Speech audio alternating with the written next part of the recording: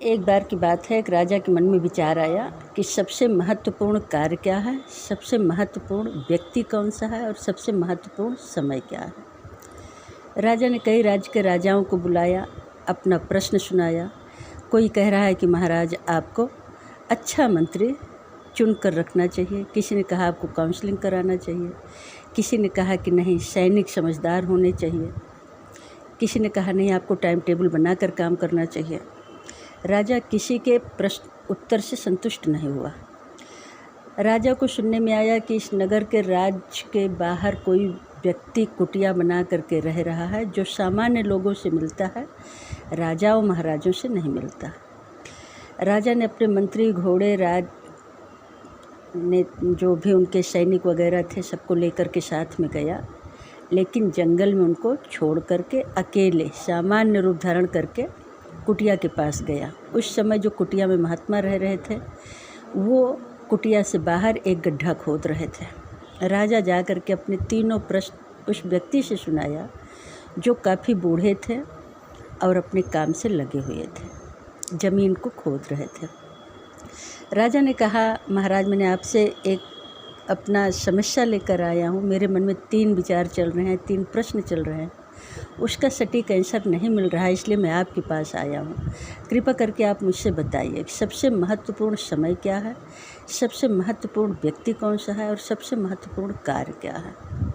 वो बूढ़ा व्यक्ति कुछ नहीं बोल रहा है, अपने काम से लगा हुआ है, ज़मीन को खोद रहा है। काफ़ी देर तक राजा वहीं बैठा था।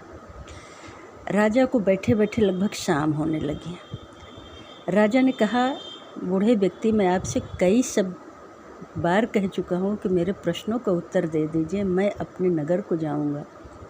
लेकिन उस व्यक्ति ने कुछ नहीं बोला। राजा ने उसके हाथ से फावड़ा ले लिया और ज़मीन को खोदने लगा। राजा देखता है कि एक व्यक्ति खून से बिल्कुल लथपथ जंगल की तरफ से भागता उस व्यक्ति की कुटिया की ओर आ रहा है। राजा ने फावड़ा फेंका और फट से गया, उसका मलहम पट्टी किया, उसको पानी पिलाया, खूब सेवा किया उसका।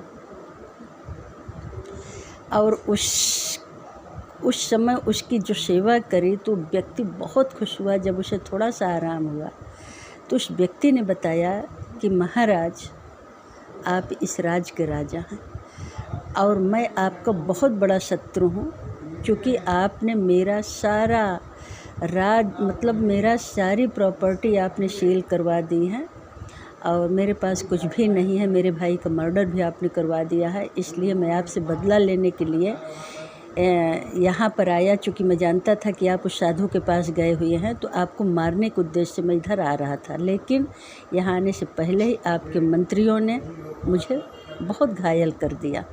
लेकिन अब मेरा विचार बिल्कुल बदल गया है, मैं आपका ऋणी हो गया हूँ, आपकी इस ऋण से कभी ऋण नहीं हो पाऊँगा।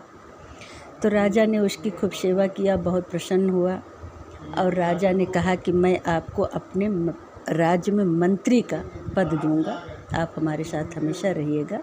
लेकिन उस साधु से फिर निवेदन किया कि साधु महाराज मैं जिस उद्देश्य से आया, मेरा राज तो आपको पता चल गया कि मैं इस नगर का राजा हूँ, लेकिन आप मेरे प्रश्नों का उत्तर नहीं दिए। साधु ने कहा कि महाराज हो आपको आपके तीनों प्रश्नों का उत्तर मिल गया।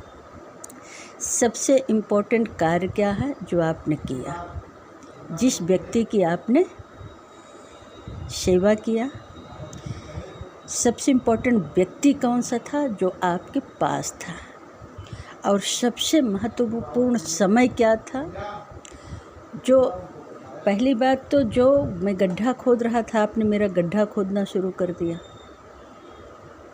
ये सबसे महत्वपूर्ण समय था, आपने मेरा काम अपने हाथ में ले लिया। सबसे महत्वपूर्ण कार्य क्या था कि जो व्यक्ति की आपने सेवा किया, और सबसे महत्वपूर्ण व्यक्ति कौन था जिसकी आपने सेवा किया। मुझे पूरा विश्वास है कि आपको आपके तीनों प्रश्नों का उत्तर मिल गया है। राजा बहुत प्रसन्न हुआ और उस व्यक्ति को अपने राज्य का मंत्री घोषित किया और राजा अपने राज्य में सुखपूर्वक रहने लगा। तो इस कहानी से पूर्ण विश्वास हो गया होगा कि सबसे महत्वपूर्ण कार्य क्या है अभी का, सबसे महत्वपूर्ण व्यक्ति कौन सा है जो आपके पास है, और सबसे महत्वपूर्ण समय क्या है जो अभी का है।